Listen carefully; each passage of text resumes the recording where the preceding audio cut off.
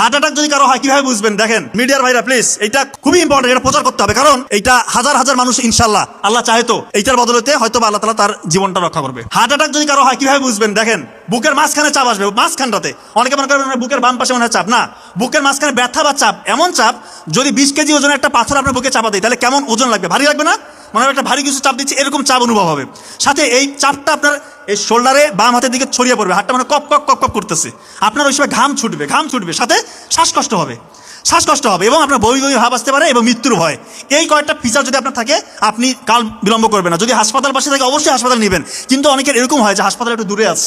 এই জন্য ওই WHO এবং আমেরিকান হার্ট ফাউন্ডেশন তারা বলছে প্রি হসপিটাল ম্যানেজমেন্ট বাসায় করতে পারবেন, খুব ইম্পর্টেন্ট। অ্যাসপিরিন, একটা ট্যাবলেট অ্যাসপিরিন 300 mg চিবিয়ে খেতে হবে, অ্যাসপিরিন চিবিয়ে খেতে হবে, ইনশাআল্লাহ তার 50% মৃত্যুর ঝুঁকি কমে আসলো। নাইট্রোগ্লিসারিন একটা হচ্ছে স্প্রে পাওয়া যায়, নাইট্রোগ্লিসারিন মার্কেটে বিভিন্ন নামে আছে, ওইটা জিহ্বার নিচে 2 চাপ দিতে হবে।